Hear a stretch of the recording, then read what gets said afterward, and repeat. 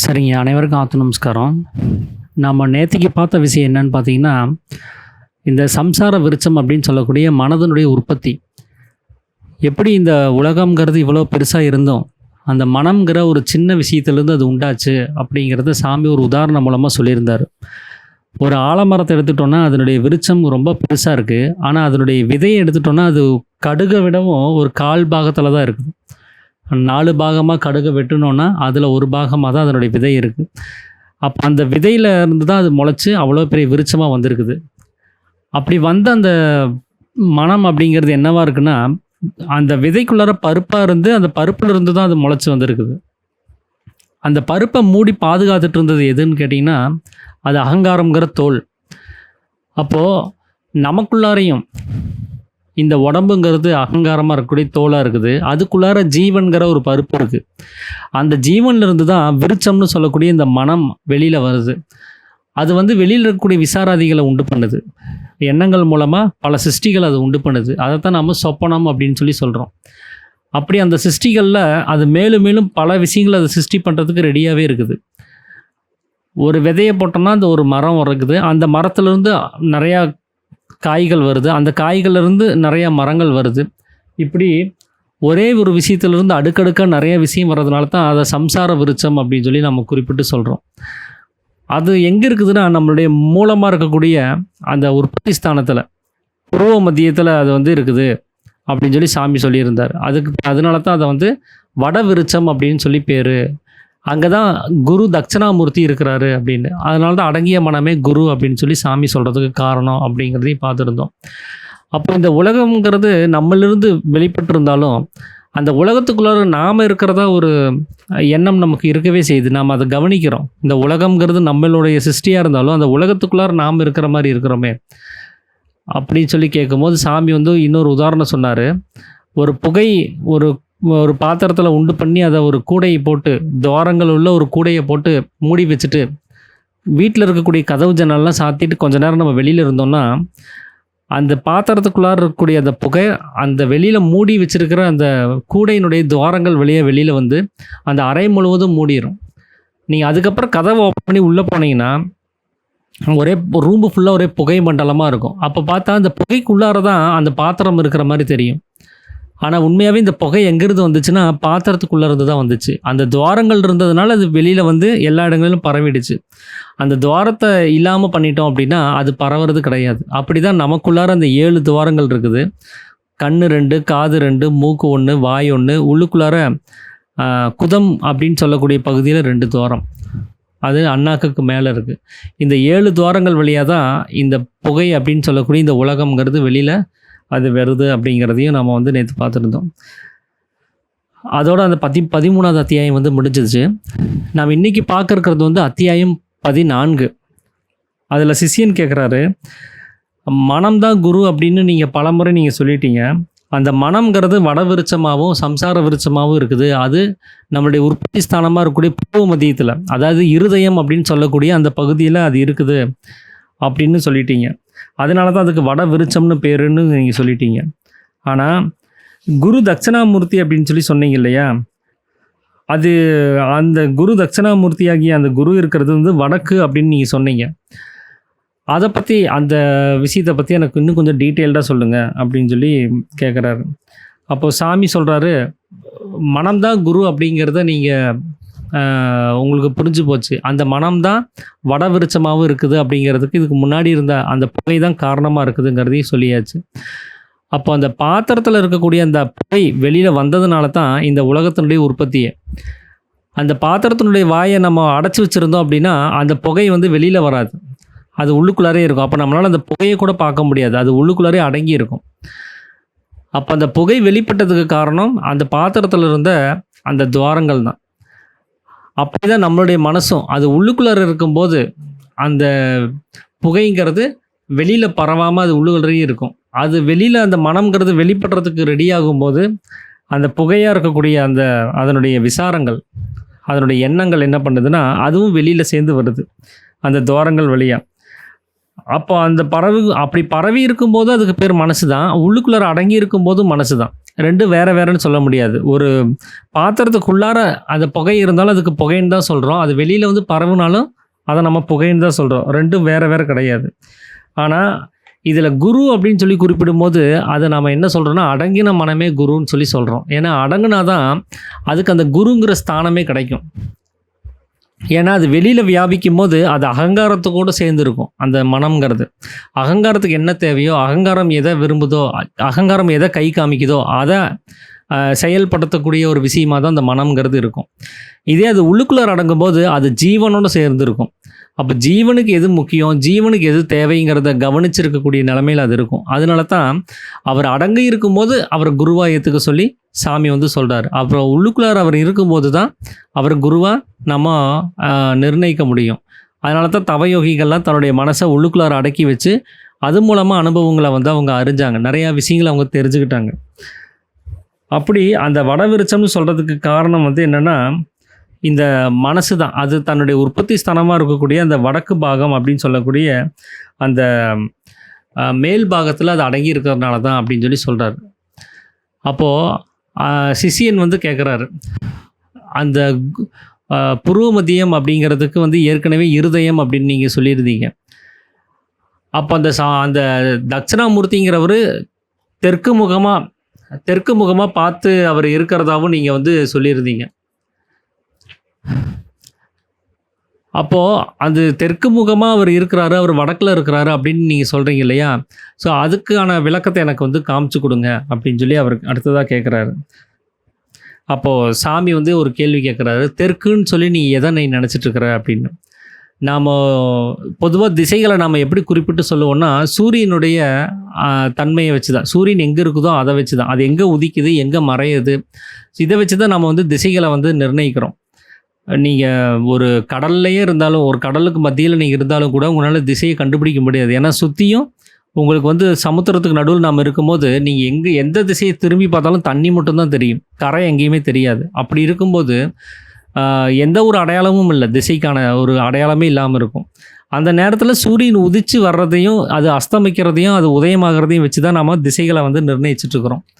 அப்படி சூரியன் உதிக்கும் திசை அப்படின்னு சொல்லி நாம நெனச்சிட்டு இருந்தது வந்து கிழக்கு பகுதி. அது அந்த ஒரு இடத்துல இருந்து சூரியன் எந்திரிச்சு வந்துச்சுன்னா, அதுக்கு பேரு கிழக்குன்னு அர்த்தம். அப்போ கிழக்கு பார்த்து நம்ம நின்னோம் அப்படின்னா, நமக்கு வலதுபுறம் இருக்கிறது தெற்கு அப்படின்னும், இடதுபுறம் இருக்கிறது அது வந்து வடக்கு அப்படின்னும், அந்த கிழக்கு பகுதிக்கு நேர் எதிரான பகுதி வந்து மேற்குன்னு நம்மளால ஈஸியா கண்டுபிடிச்சிட முடியும். அப்போ அந்த திசைய காட்டக்கூடிய ஒரு திசைமானியா நாம யார நிர்ணயிச்சிருக்கிறோம்னா, சூரியன தான். சூரியனுடைய உதயத்த வச்சு தான் நாம அத வந்து குறிப்பிட்டு சொல்றோம். இதே அஸ்தமனத்த வச்சு நீங்க சொல்லலாம். நீங்க மாலை நேரத்தில அது அஸ்தமனமாகிற பகுதி மேற்குன்னு நமக்கு உடனே தெரிஞ்சிரும்.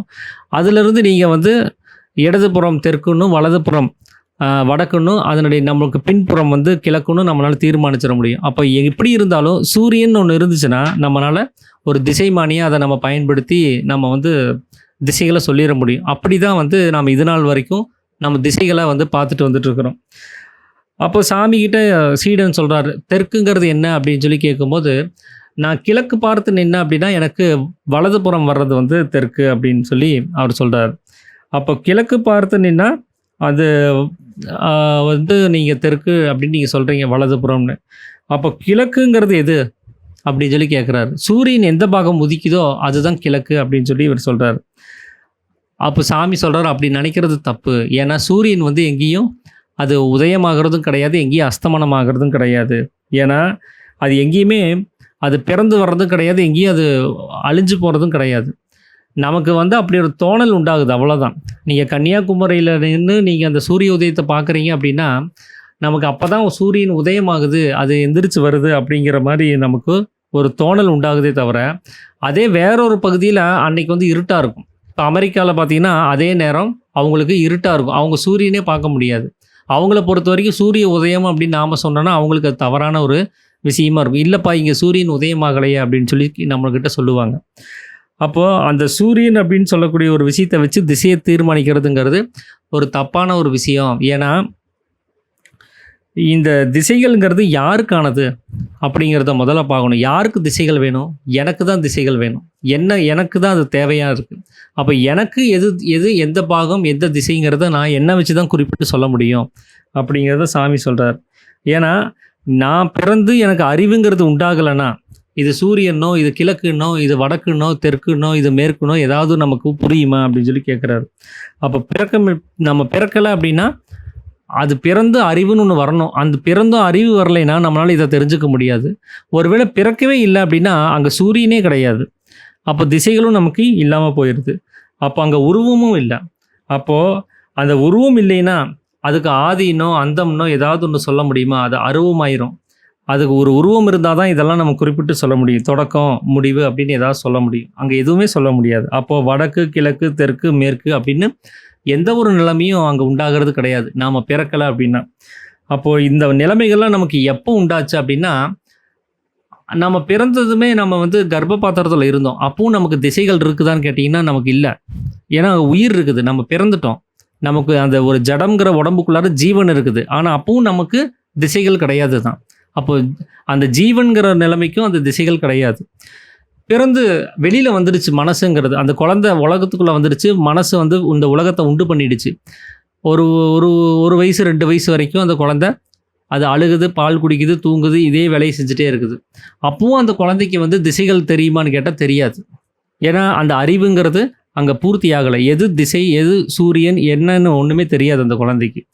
அப்போது அந்த அறிவுங்கிறது பூர்த்தி அடைஞ்சால் மட்டும்தான் அதுக்கு திசைகள்ங்கிற விஷயத்தை அது கவனிக்க ஆரம்பிக்கும். அதுக்கு புத்தி பூர்த்தி நிலைமை ஆகணும். எல்லா விஷயத்தையும் அது தெரிஞ்சுக்குது. இது என்ன விஷயம், அது என்ன விஷயம்னு எல்லாம் தெரிஞ்சுக்கிட்டு தன்னுடைய புத்தி நிலையை அது பூர்த்தி நிலையை அடையும் பொழுது தான் அதனால் புரிஞ்சுக்க முடியும். அப்படி புத்தி பூர்த்தி நிலை அடையும் போது அதுக்கு அகங்காரம்னு நம்ம பேர் சொல்கிறோம். அப்போ அந்த நான்கிற அந்த நிலைமைக்கு தான் இங்கே திசைகள்ங்கிறதே நம்ம கவனிக்க வேண்டியதாக இருக்குது. ஏன்னா தூங்கும்போது பாருங்கள் மனசுங்கிறது உள்ளார போயிடும். அப்போ நமக்கு திசைகள் கிடையாது. நம்ம எந்த திசையை பார்த்து படுத்து தூங்கிட்டு இருக்கிறோன்னே தெரியாது. அங்கே காலம் கிடையாது, இடம் கிடையாது, எதுவுமே இல்லை. திசைகள் கிடையாது, எதுவுமே இல்லை. அப்போ முழிச்சு வெளியில் வந்தால் மட்டும்தான் இந்த திசைகளை பற்றி நம்ம யோசிக்க வேண்டியதாக இருக்குது. அப்போ தான் உங்களுக்கு திசையே இருக்குது. வடக்கு கிழக்கு தெற்கு மேற்கு பற்றியெல்லாம் நம்ம பேச வேண்டியதாக இருக்குது. அப்போ அந்த நான்கிற நிலைமைக்கு தான் இந்த திசைகள்ங்கிறது இருக்குது. ஏன்னா அந்த நான்கிற நிலைமை இல்லைன்னா நமக்கு திசைகள் கிடையாது.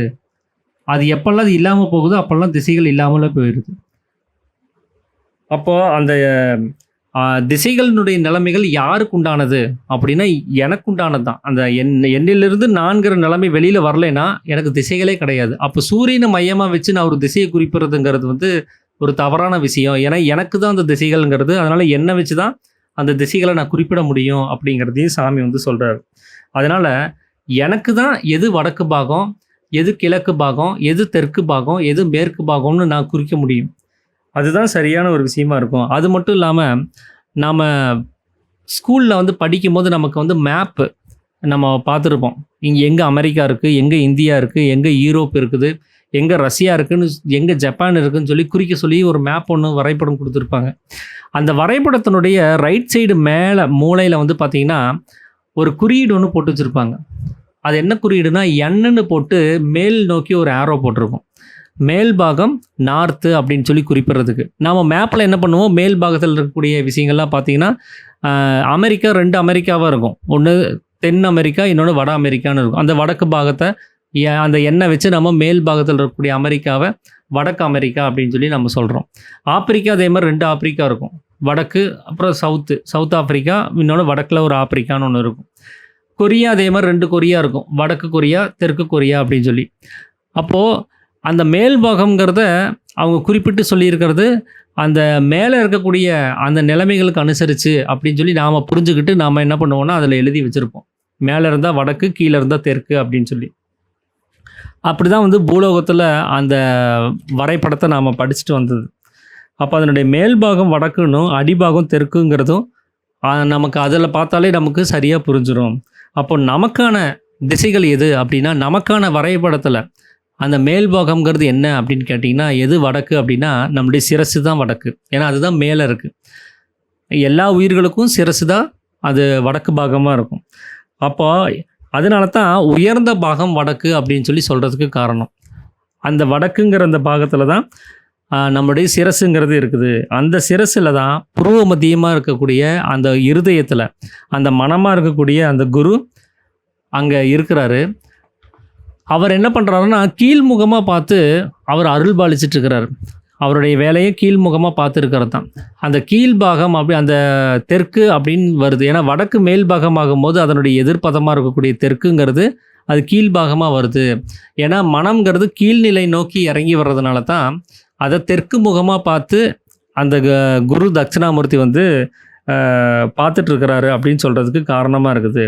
அப்போது இந்த வடக்கு தெற்கு இந்த பாகங்கள்லாம் வந்து என்னன்னு தெரிஞ்சிருச்சு. ஆனால் இப்போ கிழக்கு மேற்குங்கிற பாகம் என்ன அப்படிங்கிறத சீடன் வந்து கேட்குறாரு. கிழக்குன்னா நம்ம என்னன்னு சொல்லுவோம் அப்படின்னா அது வந்து உதயஸ்தானம். அது உதயமாகிற ஒரு விஷயம்னு நம்ம முன்னாடியே அவர் சொல்லியிருந்தார் சீடன். சூரியன் உதயமாகிற இடம் அப்படின்னு சொல்லி. அப்போ அது வந்து பூர்வஸ்தானமாக இருக்குது. பூர்வம்னா நமக்கு முன்னாடி இருக்கக்கூடியதுன்னு அர்த்தம். ஏன்னா அங்கிருந்து தான் நம்மளுடைய உற்பத்தி தொடங்குது. அது சமீபஸ்தானம்னு கூட அதை நம்ம சொல்லுவோம், பக்கத்தில் இருக்கக்கூடிய ஸ்தானம் அப்படின்னு. அப்போது அந்த ஒரு பூர்வஸ்தானம்னு ஒரு விஷயத்தை குறிப்பிட்டு சொல்லணும்னா அதுக்கு எதுக்கு பூர்வம் அப்படின்னு சொல்லி நம்ம சொல்லணும், எதுக்கு பக்கத்தில் எதுக்கு முன்னாடி இருக்கணும் அப்படின்னு சொல்லி நம்ம சொல்லணும். அப்போது ஒரு பொருள் அங்கே இருக்கணும். அந்த பொருளுக்கு தான் வந்து எது பூர்வஸ்தானம்னு நம்ம சொல்ல முடியும். அப்போ அந்த பொருள் இல்லைன்னா அங்கே முன்னாடினோ பின்னாடினோ இல்லை வலதுனோ இடதுனோ எதையுமே நம்ம குறிப்பிட்டு சொல்ல முடியாது. பாருங்கள், இந்த கடைக்கு எதிரில் என்னுடைய வீடு இருக்குது, இந்த மண்டபத்துக்கு எதிரில் என்னுடைய வீடு இருக்குது, இந்த கடைக்கு பின்னாடி என்னுடைய ஆஃபீஸ் இருக்குது அப்படின்னு குறிப்பிட்டு சொல்லணும்னா அங்கே ஒரு பொருள் வேணும். அது எதுவுமே இல்லாமல் முன்னாடி பின்னாடின்னு சொல்லி நம்ம குறிப்பிட்டு எதையுமே சுட்டி காமிக்க முடியாது. அப்போது நாம் இதை பார்க்கக்கூடிய இந்த உலகம் அப்படிங்கிறது வந்து நம்ம அந்த முழிச்சிட்ருக்கிற சமயத்தில் நம்ம அதை கவனிச்சிட்ருக்கிறோம். அப்போது நாம் இல்லை அப்படின்னா நமக்கு இந்த உலகங்கிறதே கிடையாது. அப்போ இந்த உலகத்தினுடைய அந்த முன்னாடி அப்படின்னு சொல்லும்போது இந்த உலகத்துக்கு முன்னாடி தான் வந்து பூர்வமாக இருக்குது. ஏன்னா அந்த பூர்வத்திலேருந்து தான் அந்த உலகங்கிறது உண்டாகி வெளியில் வந்திருக்கு. அந்த பூர்வங்கிறது நம்முடைய உற்பத்தி ஸ்தானம். அது அந்த உற்பத்தி ஸ்தானத்துக்கு தான் பூர்வஸ்தானம் அப்படின்னு சொல்கிறாங்க. அதனால தான் அது சொஸ்தானம், சொந்த இடம் அப்படின்னு சொல்கிறதுக்கு காரணம். அது அங்கிருந்து தான் உற்பத்தியாகி அந்த மனம்ங்கிறது வெளியில் வியாபித்து வந்திருக்குது. அப்போது அந்த பூர்வஸ்தானம்ங்கிறது எங்கே இருக்குது அப்படின்னா நமக்குள்ளார மேல் பாகத்தில் அந்த சிரசில் அப்படிங்கிறது தான் அங்கே வந்து சாமி சொல்கிறார். அப்போது நம்ம தூங்குகிற சமயத்தில் அந்த மனம்ங்கிறது வெளிப்படுறது கிடையாது, உலகம்ங்கிறது இல்லை. அப்போ முழிச்சு வெளியில் வரும்போது மட்டும்தான் அந்த மனத்தினுடைய வெளிப்பாடும் இந்த உலகத்தினுடைய உற்பத்தியும் அங்கே வந்து இருக்குது. ஏன் அந்த தூங்குகிற சமயத்தில் இல்லை அப்படின்னா அந்த மனதனுடைய சக்தி தான் இந்த உலகமாக இருக்குது. அதனுடைய பிரதிபலிப்பாக தான் உலகம்ங்கிறது இருக்குது. நீங்கள் பிரதிபலித்து வெளியில் போகிறத தடுத்துட்டீங்கன்னா அங்கே எந்த ஒரு விஷயமும் அங்கே எந்த ஒரு சைத்தன்யமும் அங்கே வந்து பிரதிபலிக்காது. அப்போ அந்த உற்பத்திங்கிறது இங்கே இல்லாமல் போயிடுது. அப்போ அது உள்ளுக்குள்ளாரே அடங்க ஆரம்பிச்சிடும். எப்படி இதுக்கு முன்னாடி இருந்த அந்த புகையை நீங்கள் துவாரங்கள் போட்டு அடைச்சிட்டிங்கன்னா அது பாத்திரத்துக்குள்ளாரையே அந்த புகை அடங்கின மாதிரி இந்த மனம் வெளியில் வியாபிக்கலைன்னா அந்த புகைங்கிறது உலகம் வெளியில் வர்றது கிடையாது. அப்போது அந்த தூக்க சமயத்தில் இந்த ஜீவன் அப்படின்னு சொல்லக்கூடிய ஜீவன் இருக்கக்கூடிய ஸ்தானத்தில் இந்த மனம் போய் தன்னுடைய வேலை எல்லாத்தையும் விட்டுட்டு, அதாவது பார்க்கறது கேட்கறது அறியறதுன்னு சொல்லக்கூடிய இந்த வேலைகள் எல்லாத்தையும் விட்டுட்டு அது எந்த வேலையும் செய்யாமல் அது அமைதியாக இருக்க வேண்டிய ஒரு ஸ்தானமாக அது இருக்குது. அப்போ அந்த ஜீவன்லேயே அது போய் அடங்கிடுது. அதனால தான் அங்கே எந்த வேலையும் அது செய்கிறது கிடையாது. வேறு எங்கேயாவது இருந்துச்சுன்னா அதுக்கு ஞாபகம் வந்துடும். இந்த உலகம் பற்றின அந்த பதிவுகள்லாம் இருக்கிறதுனால ஐயோ நம்ம அதை செய்யணுமே இதை பண்ணணுமேங்கிற ஞாபகம் வந்துடும். தூக்க சமயத்தில் எந்த ஞாபகமும் வர்றது கிடையாது. நம்ம காலில் அடிபட்டிருக்கோம், காலையிலேருந்து நைட்டு வரைக்கும் வலிச்சுக்கிட்டே இருக்கும். தூக்கம்னு ஒன்று வந்துருச்சுன்னு வச்சுக்கோங்களேன், அந்த வலி இருக்கிற வரைக்கும் தூக்கம் வராது தான். ஆனால் உடம்புக்குன்னு ஒரு டயர்ட் ஆகும். அந்த நேரத்தில் எவ்வளோ வலி இருந்தாலும் ஒரு தூக்கம்ங்கிறது வரவே செய்யும். இல்லைன்னா நம்ம சாப்பிடக்கூடிய மாத்திரையில் கூட அந்த தூக்கம்ங்கிறது வர ஆரம்பிச்சிடும். அப்போ அந்த தூக்கம்ங்கிறது வந்ததுக்கப்புறம் பாருங்கள் வலியே காணாமல் போயிடும். ஏன்னா அந்த வலி இருக்கிறது எங்கே அப்படின்னு கேட்டிங்கன்னா வெளியில் தான். ஏன்னா உடம்புங்கிறதே வெளியில் தான் இருக்குது, உடம்பு உள்ளுக்குள்ளார கிடையாது. நம்மளோட உற்பத்தி ஸ்தானத்துலேருந்து மனம் கீழே இறங்கி வந்துச்சுன்னா தான் உடம்பு அப்படிங்கிற உணர்வே ஏற்படும். ஏன்னா உடம்பு இருக்கிறது வெளியில் தான், இந்த உலகத்தில் தான் இருக்குது. அதனால் வெளி விவகாரங்கள் எல்லாத்தையும் விடும்போது அது இந்த உடம்பையும் சேர்த்து தான் அது இல்லாமல் பண்ணுது. அந்த உடம்பும் அங்கே இல்லாமல் தான் போகுது. அதனால தான் உடம்புல இருக்கக்கூடிய வலியை தூக்க சமயத்தில் நம்மளால் உணர முடியறது கிடையாது. அப்போ அந்த ஜீவன்லேருந்து அது எப்படி உண்டாயிருக்குது அந்த மனசுங்கிறது அப்படின்னா அது வெளியில் வந்து அந்த தன்னுடைய சக்தியை கதாகதம் செய்து நடனம் ஆடுற மாதிரி, போக்குவரத்து செய்கிற மாதிரி, அது எந்த மார்க்கமாக அது வந்து வெளியில் போயிட்டு வந்துட்டு இருக்குது அப்படின்னு கேட்டிங்கன்னா, மூக்கு துவாரம் அப்படின்னு சொல்லி சாமி சொல்கிறார். மூக்குனுடைய துவாரம் வழியாக உள்ளாரையும் வெளியிலையும் அந்த மனம்ங்கிறது போயிட்டு வந்துட்டு இருக்குது அப்படின்னு சொல்லி சொல்கிறார். அப்போது அந்த உள்ளுக்குள்ளார போகிறதுக்கு ஆன துவாரமாக 2 துவாரம் இருக்குது. அது குதம்னு சொல்லக்கூடிய துவாரம். வெளியில் போகிறதுக்கான 2 துவாரம் இருக்குது. அது மூக்குனுடைய 2 துவாரம். இந்த ரெண்டுமே பார்த்திங்கன்னா ஒன்று உள்ளே இருக்கும், ஒன்று வெளியில் இருக்கும். அந்த குதம்னு சொல்லக்கூடிய துவாரம் உள்ளார இருக்கும். அது யாருக்குமே தெரியாது, நம்மளால் பார்க்கக்கூட முடியாது. அப்போ வெளியில் இருக்கக்கூடிய 2 துவாரங்கிறது மூக்குனுடைய நம்ம பார்க்கக்கூடிய 2 துவாரம். அது வந்து வெளியில் இருக்கும். அப்போது மனம் வெளியில் போகிறதுக்கு 2 துவாரமும், அது உள்ளுக்குள்ளார போகிறதுக்கு 2 துவாரம்னு மொத்தம் அந்த உள்ளுக்குள்ளார 2 துவாரமும் வெளியில் 2 துவாரமாக இருக்குது. அந்த மூக்கினுடைய உற்பத்தி ஸ்தானமாக இருக்கக்கூடிய மேலே சுழிமுனை அப்படின்னு சொல்லக்கூடிய இடத்துல இருந்து தான் அந்த ஜீவன்கிறது மனமாக சலித்து வெளியில் வருது. அப்படி அந்த கதாகதமாக செஞ்சிட்ருக்கிற, அதாவது மேலும் கீழும் நடந்துட்டு இருக்கக்கூடிய அந்த ஜீவன், அது கொஞ்சம் கொஞ்சமாக வெளியில் போய் தீர்ந்துக்கிட்டே இருக்குது. மூக்கினுடைய துவாரம் வழியாக வெளியில் போய் அது முழுவதும் தீர்ந்து போயிடுச்சுன்னா என்ன ஆகுதுன்னா பிணம் அப்படின்னு சொல்லி ஆயிடுது. ஏன்னா அங்கே அந்த சத்தாக இருக்கக்கூடிய ஒரு பொருள் தீர்ந்து போயிடுது. அந்த பிணத்துக்கு வந்து இந்த உலகம்ங்கிறது இருக்குமானா இருக்காது. அங்கே ஒன்றுமே இல்லை. ஏன்னா ஜீவன் இருந்தால் தான் மனம்ங்கிறது உண்டாகும்.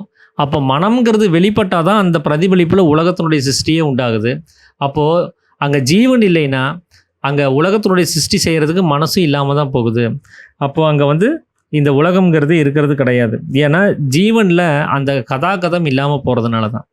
அதே ஜீவன் தன்னுடைய சொஸ்தானத்தில் அடங்கிடுச்சுன்னு வச்சுக்கோங்களேன், தன்னுடைய கதாகதத்தை கூட செய்யாமல் அந்த சலனத்தை கூட அது நிறுத்திடுச்சுனாலும் அந்த மனதனுடைய உற்பத்தி அங்கே இல்லாமல் போயிடும். அப்போ ஜீவன் உள்ளுக்குள்ளார முழுவதும் அடங்கிடுச்சுனாலும் அங்கே வந்து உலகம்ங்கிற உற்பத்தி உண்டாகாது. ஏன்னா உலகத்தினுடைய உற்பத்திங்கிறது நம்ம உடம்புல ஜீவன் இருந்தால் இருக்கிறது கிடையாது. ஜீவன் உள்ளார இருந்துச்சுனாலும் உலகத்தினுடைய உற்பத்தி இல்லாமல் கூட போகும். எப்படின்னா நம்ம கர்ப்ப பாத்திரத்தில் இருக்கும்போது பார்த்தீங்கன்னா ஜீவன் உள்ளார இருக்குது, ஆனால் உலகம் இல்லை. ஏன்னா அது மனமாக சலித்து வெளியில் போகணும். அந்த ஜீவனுக்கு ஒரு சலனம் உண்டாகணும். வாயு அப்படின்னு சொல்லக்கூடிய நிலைமை அதுக்கு உண்டாகணும். அந்த வாயு உண்டானாதான் அந்த சலனத்தினால மனம்ங்கிறது வெளியில் வரும். அப்போது தன்னுடைய சொஸ்தானத்திலேயே ஜீவேஸ்வர ஐக்கியம்னு சொல்லுவாங்க. அதையே ஜீவன் ஈஸ்வரனோட ஐக்கியமாகிறது. ஜீவன் ஈஸ்வர தன்மையவே அடையிறது. ஈஸ்வரனுடைய தன்மை என்ன?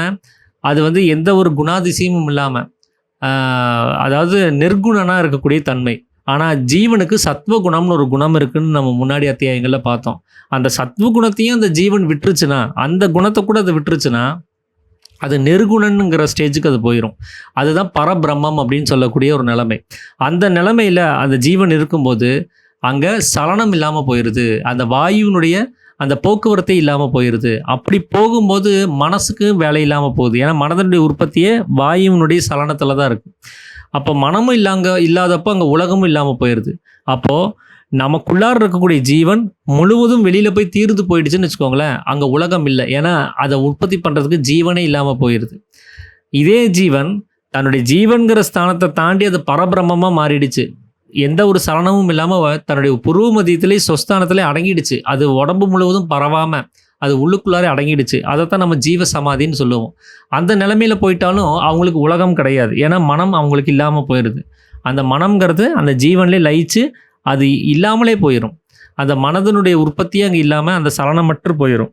அந்த சமயத்துலேயும் பார்த்திங்கன்னா நமக்கு அந்த உலகம்ங்கிறது இல்லாமல் போகுது. அப்போது எந்த பாகத்திலிருந்து அந்த ஜீவன் தீர்ந்து போகுது அப்படின்னா, மூக்குனுடைய நுனி, நாம் அந்த மீசை இருக்கும், அதுக்கு மேலே இருக்கக்கூடிய 2 துவாரம், அந்த மூக்குனுடைய நுனி அதில் விட்டு வெளியில் போயிடுச்சு. ஜீவன் முழுவதும் வெளியில் போயிடுச்சுன்னா நாம் செத்து போயிடுறோம். ஏன்னா முழுவதும் தீர்ந்து போயிடுச்சுங்கிற நிலைமை ஆகுது. அப்போது நம்ம பிணம்னு நம்ம சொல்லிடுறோம். அப்போ உற்பத்தி ஸ்தானமாக இருக்கக்கூடிய புருவ மத்தியம், இந்த மூக்குனுடைய தொடக்கத்துக்கு மேலே இருக்குது அந்த புருவ மத்தியம், நம்ம பொட்டு வைக்க வேண்டிய இடம். அந்த 2 அந்த இமைகளுக்கும் மையத்தில் இருக்கக்கூடிய இடம்.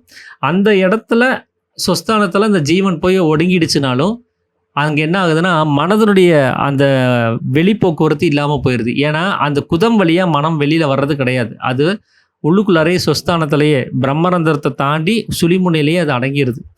அப்போ அந்த ஸ்டேஜ்லேயும் பார்த்திங்கன்னா நமக்கு உலகம்ங்கிறது இல்லாமல் போயிடுது. அதனால் சாமி சொல்கிறாரு, இந்த உலகத்தினுடைய அளவை எந்த ஒரு சக்கரவர்த்தியாலையும் அளந்து சொல்லவே முடியாது. ஏன்னா நம்ம வீட்டினுடைய அளவு பார்த்திங்கன்னா ஒரு ஒரு 2 சென்ட்டு 3 சென்ட்டுன்னு நம்ம அளந்துக்கிறோம். ஒரு ஏரியாவை அளந்துட முடியும். நீங்கள் மேப்பில் பார்த்தீங்கன்னா இந்தியாவினுடைய பரப்பளவு எவ்வளோன்னு தெரியும். உலகத்தினுடைய பரப்பளவு அளவு என்னன்னு தெரியும். இதெல்லாம் எப்படி தெரிஞ்சுக்க முடியும் அப்படின்னா, இவ்வளோ மீட்டர் அவங்க ஒரு கால்குலேஷன் வச்சுருப்பாங்க சயின்ஸில். இத்தனை மீட்டரில் இந்த பாகம் இருந்துச்சுன்னா அதை அப்படியே மல்டிப்ளை பண்ணி இவ்வளோ பாகமாக இருக்கும் அப்படிங்கிற ஒரு கணக்கு வச்சு அவங்க ஒரு கால்குலேஷன் பண்ணி வச்சுருப்பாங்க. ஆனால் சாமி என்ன சொன்னார்னா, நீங்கள் அந்த கால்குலேஷனுக்கு ஃபார்முலாக்கெலாம் நீங்கள் போக வேண்டியதே இல்லை. நீங்கள் உலகத்தினுடைய அளவை தெரிஞ்சுக்கணுமா, நீங்கள் அவ்வளோ தூரம் டேப் எடுத்துகிட்டு போய் அளக்க வேண்டிய அவசியமே கிடையாது. எப்படி அப்படின்னா, நம்முடைய மூக்கினுடைய பகுதி இருக்கு இல்லைங்களா, மூக்கினுடைய அளவு, அந்த மூக்கு தொடக்கமாக இருக்கக்கூடிய கண்களுக்கு மத்தியில் இருக்கக்கூடிய அந்த தொடக்கமும் இந்த வாய்க்கு மேலே இருக்கக்கூடிய நுனியும், இந்த அளவு பார்த்திங்கன்னா நம்மளுடைய பெருவிரல் அளவு தான் இருக்கும். அவங்கவுங்களுடைய கைக்கு அவங்கவுங்களுடைய மூக்கினுடைய அளவு ஒரு பெருவிரல் அளவு தான் இருக்கும். அந்த சைஸ் அவ்வளோதான் இருக்கும். நம்ம பெருவிரல் அளவு எவ்வளவோ அவ்வளோதான் நம்ம மூக்கினுடைய அளவும் இருக்கும்.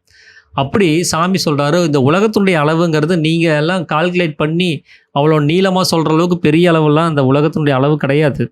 அது ஒரு அங்குஷ்டம் அளவு தான். இந்த விரலை தான் அங்குஷ்டம்னு சொல்லுவாங்க, பெருவிரல் அளவு. அது ஒரு அங்குஷ்டம் அளவு தான் இந்த உலகத்தினுடைய அளவு. அந்த ஒரு அங்குஷ்டத்தை தான் நம்ம பெருசாக பார்த்துட்ருக்குறோம்.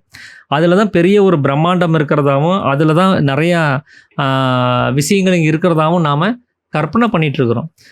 ஒரு அங்குஷ்டங்கிறது எப்படின்னா, மூக்கினுடைய மேல் பாகத்துக்கு போனாலும் அவனுக்கு உலகம் கிடையாது, மூக்கினுடைய அந்த நுனி பாகத்துக்கு வெளியில் போயிட்டாலும் அவனுக்கு உலகம் கிடையாது. அப்போ உலகம்ங்கிறது எப்போ இருக்குது அப்படின்னா, அந்த மூக்கினுடைய பகுதியில் வாயுவினுடைய போக்குவரத்து இருந்தால் மட்டும்தான் அவனுக்கு உலகம்ங்கிறதே இருக்குது. அப்போ அங்கே போக்குவரத்து இல்லைன்னா அவனுக்கு உலகம் கிடையாது. அவனை அந்த சமயத்தில் அவனுக்கு ஜீவனுடைய சக்தி விரயமாகிறது கிடையாது, அந்த போக்குவரத்து இல்லைன்னா. அதனால தான் மாணிக்க வாசகர் சொல்லுவார், போக்கும் வரவும் இல்லா புண்ணியனே அப்படின்னு சொல்லி கடவுளை பற்றி அவர் பாடுவார். அதுதான் நம்ம சாமி 3ஆம் அத்தியாயத்தில் புண்ணியம் பற்றி பேசும்போது, நம்முடைய ஜீவசக்தியாக இருக்கக்கூடிய வாயு வெளியில் போகாமல் சலிக்காமல் அது உள்ளாரே அடங்கி இருக்கிறது தான் புண்ணியம் அப்படின்னு இருப்பார். வெளியில் சலித்து போகும்போது அது பாவமாகுது, ஏன்னா தனமாக இருக்கக்கூடிய புண்ணியம் தீர்ந்து போகுதுங்கிறாரு. அப்போ அந்த புண்ணியங்கிறது ஏற்கனவே நமக்குள்ளார இருக்குது, அது தீர்ந்து போகிறது இந்த மூக்கினுடைய துவாரம் வழியாக தான். அப்படி தீர்ந்து போகிறது தான் பாவம் அப்படின்னு சொல்லி சாமி சொல்லியிருந்தார். அப்போ புண்ணியம் அப்படின்னா அது தீராமல் வெளியில் போகாமல் இருக்கிறது. இதை தான் பைபிளில் ஒரு இடத்துல குறிப்பிட்டு சொல்லியிருப்பாங்க, நாசியிலே சுவாசமுள்ள மனிதரை நம்ப வேண்டாம் அப்படின்ட்டு. அப்போ பொதுவாகவே மனிதரை நம்ப வேண்டாம்னு சொல்லிட்டு போயிருந்தா வேலை முடிஞ்சுது. ஆனால் நாசியிலே சுவாசம் உள்ள மனிதனை நம்ப வேண்டாம்னு சொல்லும்போது, அப்போ நாசியிலே சுவாசம் இல்லாத மனிதன் ஒருத்தன் இருக்கணுமா அப்படின்னு ஒரு சந்தேகம் வருது. அப்படி 2 வகையினராக இருந்தால் தான் நீ இவனை நம்பு இவனை நம்ப வேண்டாம்னு சொல்லி குறிப்பிட்டு சொல்ல முடியும். அப்போது பொதுவாக மனிதர்னாலே நாசியில் சுவாசம் ஓடுறதா தான் நாம் நினச்சிட்ருக்குறோம். எல்லாத்துக்கும் இப்படி தான் ஓடிட்டுருக்குது, இது ஓடலைன்னா அவன் செத்து போயிடுவான் அப்படின்னு ஒரு எண்ணத்தில் நாம் இருக்கிறோம். இப்போ திடீர்னு நாசியில் சுவாசம் ஓடிச்சுன்னா நீ அவனை நம்பாத அப்படின்னா, அப்போ ஓடாதவனை நம்புன்னு சொல்கிற மாதிரி இருக்குது அந்த வாசகம். அதுக்கு பொதுவாக மனிதர்களை நம்ப வேண்டாம்னு சொல்லிட்டா அந்த ஸ்டேட்மெண்ட் அதோடு முடிஞ்சிருச்சு, அதில் சந்தேகம் இல்லாமல் போயிருக்கும். அப்போது நாசியிலே சுவாசம் ஓடலைன்னா அவன் புண்ணியனாக இருப்பான்னு அர்த்தம், அவன் இறைவனாக இருப்பான்னு அர்த்தம், அவனை மட்டும்தான் நீங்கள் நம்பணும்னு அர்த்தம். அதை தான் அந்த ஒரு வாசகம் அங்கே குறிப்பிட்டு சொல்கிறது. அப்போது அந்த மூக்கினுடைய துவாரம் வழியாக வெளியில் முழுவதும் போய் தீரும் பொழுதும் உலகம் இல்லை. மூக்கினுடைய அந்த தொடக்கத்துக்கு மேலே அந்த புருவ மத்தியத்தில் ஜீவன் சலனம் இல்லாமல் அடங்கிட்டாலும் அவனுக்கு உலகம் கிடையாது. அப்போ இந்த உலகம்ங்கிறது இந்த ஒரு மூக்கினுடைய அளவுக்குள்ளார அந்த வாயுனுடைய போக்குவரத்து இருந்தால் மட்டும்தான் அப்படிங்கிறத சாமி சொல்கிறார். அது ஒரு கட்டை விரல் அளவு மட்டும்தான் இந்த உலகத்தினுடைய அளவு அப்படிங்கிறத அவர் சொல்கிறார். அப்போது இந்த உலகம்ங்கிறது ஒரு அங்குஷ்டம், கட்டை விரல் நீளம் மட்டும்தான் இருக்குது. அப்போ மூக்குனுடைய மேலும் உலகம் கிடையாது, மூக்குக்கு கீழேயும் உலகம்ங்கிறது கிடையாது. ஏன்னா நாம் பார்க்கக்கூடிய இந்த உலகம்ங்கிறது நம்மளுடைய பிரதிபலிப்பிலிருந்து அது உண்டாயிருக்கு. அது இயற்கையே அப்படி தான், அது சலித்து தன்னை பிரதிபலிக்கணும் அப்படிங்கிறதுக்காக. ஏன்னா நம்மளை உள்ளுக்குள்ளார பார்க்க முடியறதில்ல, நம்ம வெளியில் மட்டும்தான் நம்மளை கவனிச்சிட்ருக்குறோம். வெளி விஷயங்களை மட்டுமே நம்ம தெரிஞ்சுக்கிறதுக்கு அந்த மாயை நம்மளை அனுமதிச்சிருக்குது, நாம் அந்த அறியாமைங்கிறது நம்மளை அனுமதிச்சிருக்குது. அப்போ வெளியிலேயே நம்மளை பிரதிபலித்து காமிக்குது. அதிலிருந்து நாம் என்ன பண்ணுறோன்னா, நமக்கு தேவையான விஷயங்களை தெரிஞ்சுக்கிட்டு அதை சரியாக புரிஞ்சுக்கிட்டு நம்ம திரும்ப நம்மளுடைய சொந்த வீட்டுக்கு போக வேண்டிய ஒரு அவஸ்தைங்கிறது அங்கே உண்டாகுது. அப்போது அந்த நம்மளிருந்து வெளியில் வரக்கூடிய அந்த ஜீவசக்தியாக இருக்கக்கூடிய அந்த சிவனும் சக்தியும் ரெண்டு சேர்ந்த ஒரு நிலைமையில் ஒரு பிரதிபலிப்பு அங்கே வெளியில் வந்து உண்டாகுது. அப்படி அது மேலும் கீழே அதுக்குள்ளார கதாகதம் செஞ்சால் மட்டும்தான் இந்த உலகத்தை உங்களால் பார்க்க முடியும். அந்த கதாகதம் தூக்க சமயத்தில் இல்லாமல் போனாலும் சரி, ஆலோசனை சமயத்தில் இல்லாமல் போனாலும் சரி, சம்யோக சமயத்தில் இல்லாமல் போனாலும் சரி, இல்லை நம்ம செத்து போகும்போது இல்லாமல் போனாலும் சரி, இல்லைன்னா நம்ம சமாதி நிலைமைக்கு போய் அது இல்லாமல் போனாலும் சரி, உலகம்ங்கிறது நமக்கு உண்டாகிறது கிடையாது. அப்போது அந்த உற்பத்தி ஸ்தானம் அப்படின்னு சொல்லக்கூடிய அந்த புருவ மத்தியத்தில் அந்த ஜீவன் அப்படிங்கிறது ஒன்று இருந்தால் தான் நமக்கு இந்த உலகம்ங்கிறதே இருக்குது. அந்த உலகம் இருந்தால் தான் நீங்கள் திசைகளை பார்க்க முடியும். அப்போது நமக்கு பூர்வஸ்தானம் எது, நமக்கு கிழக்கு பகுதி எது அப்படின்னா நம்முடைய உற்பத்தி ஸ்தானமாக இருக்கக்கூடிய புருவ மத்தியம்தான். அந்த மத்தியத்தில் ஜீவன் அப்படின்னு சொல்லக்கூடிய அந்த ஆத்ம சூரியன் வரணும். அவர் அங்கே இருக்கிற வரைக்கும் தான் நமக்கு அந்த ஒரு ஸ்தானத்தில் சூரிய உதயம் அப்படிங்கிறதே அங்கே இருக்குது. அதனால தான் சூரியன் கிழக்கிலிருந்து உதிக்கிறதா வந்து குறிப்பிட்டு சொல்கிறதுக்கு காரணம். ஏன்னா ஜீவனுடைய இருப்பிடம் நம்முடைய புருவ மத்தியம். அந்த புருவ மத்தியத்துக்கு தான் கிழக்கு அப்படின்னு சொல்லி அவர் வந்து சாமி வந்து குறிப்பிட்டு சொல்கிறார். அப்போ சூரியன் அஸ்தமிக்கிறது அது மேற்கு அப்படின்னு சொல்கிறதுக்கு என்ன காரணம் அப்படின்னா, இந்த சூரியன் அஸ்தமிக்கும் போது அங்கே என்ன நமக்கு அடையாளப்படுத்தப்படுது அப்படின்னா இருட்டாயிரும். சூரியத்தினுடைய உதயத்தில் பகல்ங்கிறது வருது, சூரியன் அஸ்தமனத்தில் இருட்டு அப்படின்னு சொல்லக்கூடிய ஒரு நிலைமைங்கிறது அங்கே உண்டாகுது. அப்போ எந்த இடத்துலேருந்து வெளிச்சம் உண்டாகுதோ அந்த இடத்துலேருந்து வெளிச்சம் வராமல் இருக்கிறதுக்கு பேர் தான் அங்கே இருட்டுன்னு நம்ம சொல்கிறோம். இருட்டுன்னு சொல்லி தனிப்பட்ட ஒரு நிலைமை கிடையாது. இருட்டுங்கிறது ஒரு இப்போ எப்படி காலையில் விடிஞ்ச உடனே வெளிச்சம் வந்துருச்சுன்னு நம்ம சொல்கிறோம். ஆனால் இருட்டுக்கு வந்து இருட்டு வந்துருச்சுன்னு நம்ம சொல்ல மாட்டோம், வெளிச்சம் போயிடுச்சுன்னு தான் சொல்லுவோம். அந்த வெளிச்சம் போனால் இருட்டாயிருது, வெளிச்சம் வந்துருச்சுன்னா அது பகலாயிருது. அப்போது இங்கே வர்றதும் போகிறதும் ஒரே பொருள் தான். வெளிச்சம் வந்துச்சுன்னா பகல், வெளிச்சம் வந்தது போயிடுச்சுன்னா அதுக்கு பேர் இருட்டு. அப்போது நம்மளுடைய இயல்பான நிலைமை என்ன அப்படின்னா இருட்டு தான். அதுதான் வந்து சாஸ்வதமான இயற்கையான ஒரு நிலைமை. அதுதான் நம்மளுடைய அறியாமை. நாம் இந்த உலகங்கிற ஒரு விஷயத்தில் நீங்கள் கவனித்து பார்த்தீங்கன்னா அந்த இருட்டு தான் வந்து ஸ்டாண்டர்டாக இருக்கக்கூடியது. அதில் அப்பப்போ இந்த வெளிச்சம் வந்துட்டு போகுது, அவ்வளோதான். அப்போ அந்த வெளிச்சம்ங்கிறது பிரதிபலிக்கும் போது அது பகலாகுது. அந்த பிரதிபலிப்பு இல்லாமல் போகும்போது அதனுடைய சாஸ்வதமான அந்த இயல்பான ஒரு நிலைமையை அங்கே இருந்துருது. அதுக்கு தான் இருட்டு அப்படின்னு சொல்லி சாமி சொல்கிறார்.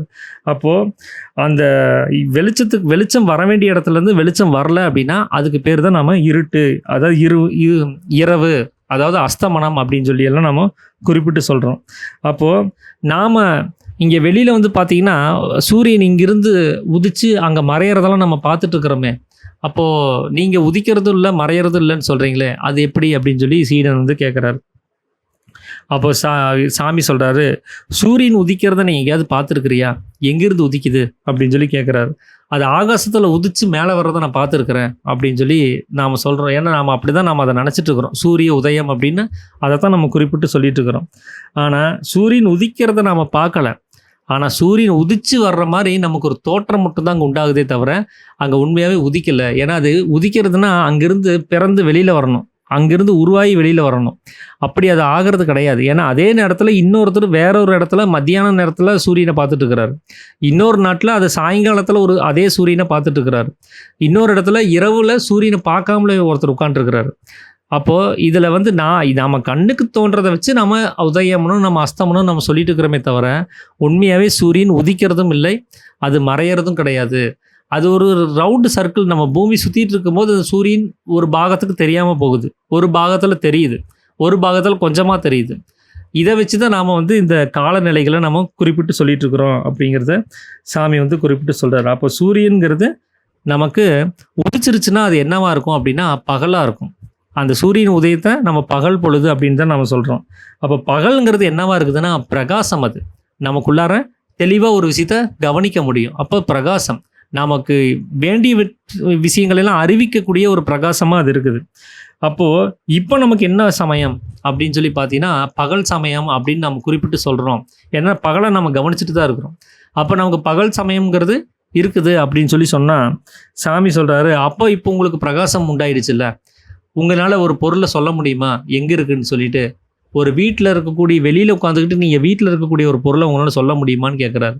அது எப்படி முடியும்? ஏன்னா இடையில சுவர் இருக்குது, அந்த சுவர் வந்து அதை மறைச்சிருக்குதே அப்படின்னு சொல்லி சொல்லும்போது சாமி கேட்குறாரு, பிரகாசத்திற்கு யாதொரு தடையும் இல்லைங்கிறாரு. ஏன்னா நீங்கள் ராத்திரி நேரத்தில் உங்கள் வீட்டினுடைய கதவு ஜன்னலெல்லாம் சாத்திட்டு நீங்கள் இருந்து பாருங்கள், கருகும்முன்னு இருட்டாக இருக்கும். இதே பகல் நேரத்தில் நீங்கள் கதவு ஜன்னல்லாம் சாத்திட்டு நீங்கள் இருந்து பாருங்கள், அங்கே கொஞ்சம் வெளிச்சம் இருக்கவே செய்யும். அப்போ அந்த பிரகாசங்கிறது எந்த ஒரு தடையும் இல்லாமல் உள்ளே வரவே செய்யுது. அப்படி இருக்கும்போது உங்களுக்குள்ளார அந்த பிரகாசம் உண்டாயிடுச்சுன்னா, இங்கே இருந்துட்டு நீங்கள் அங்கே இருக்கிற விஷயத்த சொல்ல முடியுமே, அதுக்கு எப்படி தடையை ஏற்படுத்த முடியும்? ஏன்னா பிரகாசத்திற்கு யாதொரு தடையும் அங்கே உண்டாக முடியாது இல்லையா அப்படின்னு சொல்லி கேட்குறாரு. ஒரு சுவரனுடைய தடையோ எதுவுமே அங்கே உண்டாகிறது கிடையாது. அதனால நமக்கு அந்த பிரகாசம் இருக்கிறதா நமக்கு ஒரு தோற்றம் உண்டாகுது. அது நம்மளிருந்து பிரதிபலிக்கப்பட்ட ஒரு தோற்றம் தான். அது ஒரு கனவு மாதிரி. அது அந்த நேரத்தில் நமக்கு ஒரு சூரியன்கிறது நமக்கு உதிக்கிறதெல்லாம் கிடையாது. நமக்கு சூரியன் உதிச்சிருந்தா நாம் யாருங்கிறது நமக்கு கண்டிப்பாக தெரிஞ்சிருக்கும். ஏன்னா நம்மளை பார்க்க முடியாத மாதிரி ஒரு அறியாமையில் நாம் இருந்திருக்க மாட்டோம். நமக்குள்ளார பிரகாசம் உண்டாயிடுச்சுன்னா நான் யாருன்னு எனக்கு தெரிஞ்சிருக்கும். அப்போது அந்த சூரியன் அப்படின்னு சொல்லக்கூடியது எது அப்படின்னா, 6ஆம் அத்தியாயத்திலே சாமி 5ஆம் அத்தியாயத்திலே சாமி சொல்லியிருப்பார். அது நமக்குள்ளார இருக்கக்கூடிய பிராணன் தான் சூரியன். அது ஆத்ம சூரியன் அப்படின்னு சொல்லக்கூடியது. அந்த ஆத்ம சூரியன் தான் சிரசாக இருக்கக்கூடிய ஆகாசத்திலிருந்து பிரகாசித்து வெளியில் வருது. அது வெளியில் போகிறதுனால தான் உள்ளுக்குள்ளார பிரகாசம் இல்லாமல் போயிடுது. அது உள்ளுக்குள்ளார பிரகாசமாக இருக்கணும் அப்படின்னா, அந்த வெளியில் போகக்கூடிய பிரகாசத்தை அசையாமல் அந்த உற்பத்தி ஸ்தானத்தில் நிறுத்தணும். அப்போ தான் நமக்கு பகலாகுது. அது வெளியில் போயிட்டுருக்குது. அந்த பிரகாசம் வெளியில் மனமாக வெளியில் பிரகாசித்து போயிட்டுருக்குது. அதையே நம்ம வெளியில் போக விடாமல் தடுத்து நிறுத்தும் போது தான் நமக்கு அந்த பகல் அப்படின்னு சொல்லக்கூடிய ஒரு நிலைமையே அங்கே உண்டாகுது அப்படிங்கிறத சாமி சொல்கிறாரு. ஏன்னா நீங்கள் வெளியில் இருக்கிறது தான் நம்மளுடைய பிரதிபலிப்பாக இருக்குது. நீங்கள் கவனித்து பாருங்கள், ஜீவனுடைய சக்தியினுடைய சலனமாக தான் மனசுங்கிறது வெளியில் வியாபிக்குது. அந்த மனசுக்குன்னு சொல்லி தனிப்பட்ட பிரகாசம் கிடையாது, தனிப்பட்ட சக்தி கிடையாது. அது ஜீவனுடைய சக்தி தான் மனசாக வெளியில் வருது. அப்போ மனசுங்கிறதுக்கு தனிப்பட்ட ஒரு சக்தி கிடையாது. அதனால தான் மனசை பற்றி குறிப்பிடும் போது ஜீவசக்தியான வாயு அப்படின்னு சொல்லி குறிப்பிடுறாரு. அப்போ மனசுக்குன்னு தனிப்பட்ட சக்தி கிடையாது.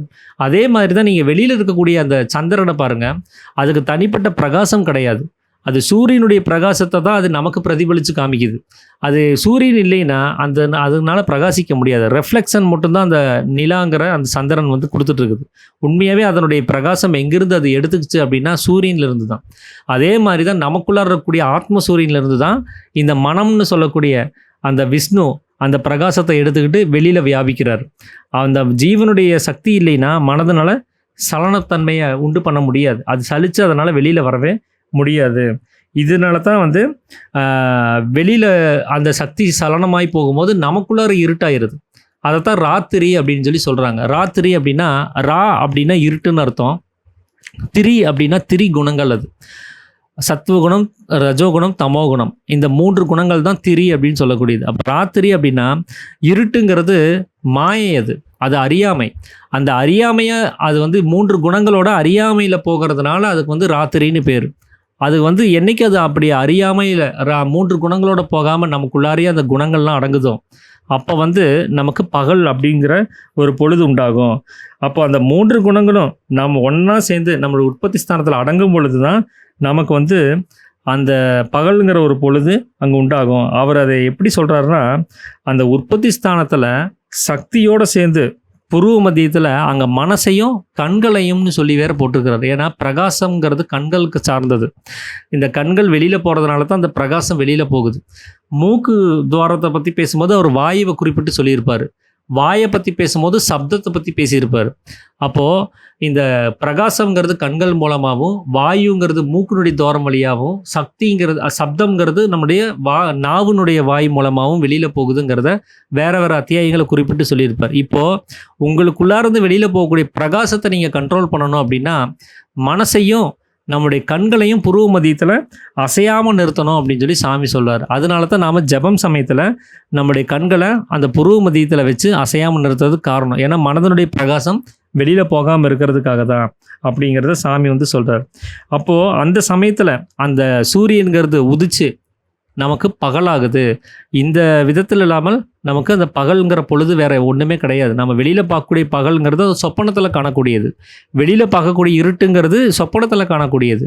உண்மையாகவே இருட்டுங்கிறது நம்முடைய அறியாமை தான். அந்த இருட்டுங்கிறது உண்மையாகவே பகல்ங்கிறது நமக்குள்ளார அந்த ஞானம்னு சொல்லக்கூடிய அந்த தன்னைத்தான் அறியிற அந்த உணர்வு ஏற்படும் போது தான் நமக்கு பகல்ங்கிற ஒரு பொழுதுங்கிறது நமக்கு உண்டாகுது. ஏன்னா அந்த ஏன் கண்கள் அங்கே அசையாமல் நிறுத்த சொல்கிறாருன்னா கண்கள் மூலமாக தான் அந்த பிரகாசம் வெளியில் வர்றதும் போகிறதும்.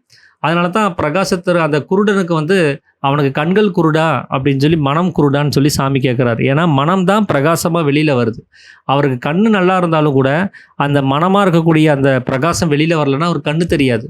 ஆலோசனை சமயத்தில் மனம் உள்ளடங்கிடுச்சுன்னா அவருக்கு கண்ணு தெரியாது. எதிரில் ஒருத்தன் நின்னா கூட தெரியாது. அவன் அந்த நேரத்தில் குருடனாக தான் இருப்பான். அப்போது அந்த மனமாக இருக்கக்கூடிய அந்த பிரகாசம் வெளியில் போகாமல் புருவ மத்தியத்தில் அசையாமல் நிறுத்துறதுக்கு பேர் தான் பகல் அப்படின்னு சொல்லி சாமி குறிப்பிட்டு சொல்கிறாரு. அப்போது நம்மளுடைய அந்த பிரகாசம் எப்படிப்பட்டதாக இருக்குது அப்படிங்கிறதுக்காக சாமி வந்து ஒரு விஷயத்தை சொல்கிறார்.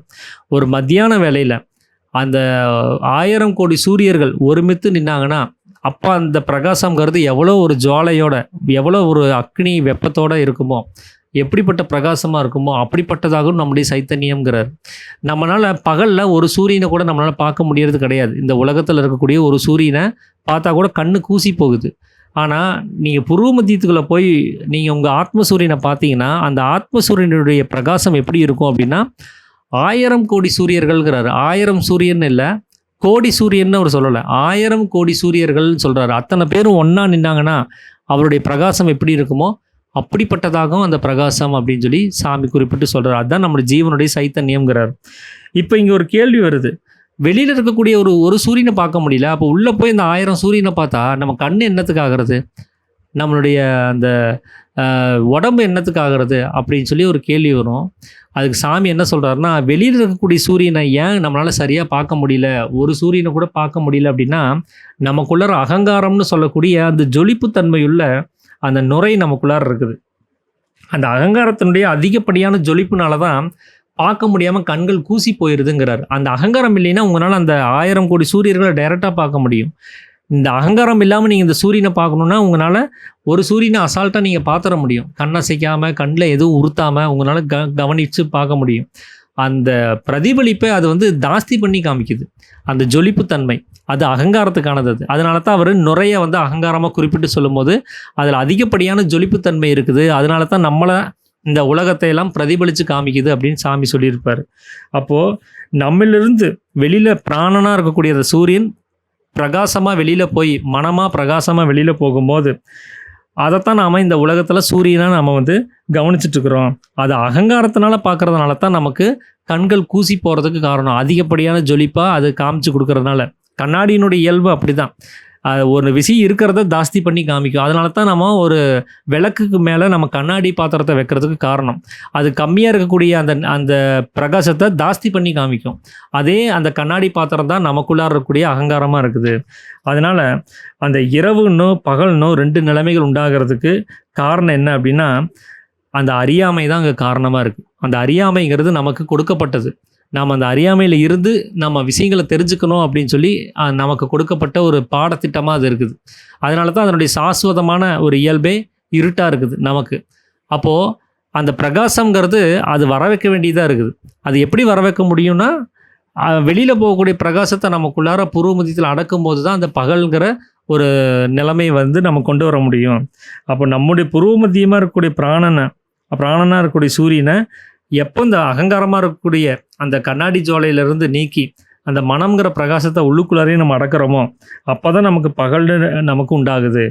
அப்படி இல்லாமல் அது நமக்குள்ளாரையே அதை நமக்குள்ளார இல்லாமல் அது வெளியில் பிரகாசிக்கும் போது அதுக்கு இரவுன்னு சொல்லி சாமி குறிப்பிட்டு சொல்கிறார். இதுதான் வந்து அந்த இரவு பகல் அப்படின்னு சொல்லக்கூடிய ஒரு நிலைமை. இது இப்போ நாம் பார்க்கக்கூடிய வெளியில் பார்க்கக்கூடிய அந்த விஷயங்களெல்லாம் இரவும் கிடையாது, அது பகலும் கிடையாது. அது எல்லாமே நாம் சொப்பனத்தில், அதாவது அறியாமைன்னு சொல்லக்கூடிய தூக்கத்தில் நம்ம பார்க்கக்கூடிய சொப்பனத்தில் வரக்கூடிய ஒரு நிலைமைகள் தான் அது. அந்த காட்சிகள் தான் அது. சொப்பனத்தில் ஏற்படக்கூடிய காட்சிகள் அது நம்மளுடைய பிரதிபலிப்பாக தான் காண்பிக்கப்பட்டிருக்குது. அப்போது உண்மையாகவே நமக்கு பகல் அப்படிங்கிறது, நமக்கு சூரியன் அப்படிங்கிறது நம்ம புருவ மத்தியத்தில் உதிக்கணும். நிறைய பேர் சொல்லுவாங்க, நான் பிரகாசத்தை கவனித்தேன் அப்படின்னு நிறைய ஞானிகள் வந்து எழுதியிருப்பாங்க. நாங்கள் ஜோதியை பார்த்தேன் அப்படின்னு. அதெல்லாம் வந்து அவங்களுக்கு பகல் வந்துருச்சுன்னு அர்த்தம். அவங்களுக்கு சூரியன் அஸ்தமனமாக இருந்த சூரியன் உதிச்சிருச்சுன்னு அர்த்தம். இதே நமக்கு நார்மலாகவே சாஸ்வதமாகவே இருட்டு தான் நம்மளுடைய நிலைமை. அது ஏற்கனவே அந்த சூரியன் உதிக்காமல் தான் இருக்குது. அதை உதிக்க வச்சா மட்டும் தான் நமக்கு பகலாகுமே தவிர அது உதிக்காத வரைக்கும் நாம் அறியாமைங்கிற இருட்டில் தான் இருப்போம். அதனால் பகல் இரவுங்கிற நிலைமை இப்படி தான் இருக்குது அப்படிங்கிறத சாமி இந்த அத்தியாயத்தில் சொல்லி இந்த 14வது அத்தியாயத்தில் வந்து நிறைவு பண்ணுறாரு. ஸோ இதுதான் இன்றைக்கி நான் உங்களோட பகிர்ந்துக்கணும் அப்படின்னு சொல்லி நினச்ச விஷயம். அனைவருக்கும் ஆத்து நமஸ்காரம்.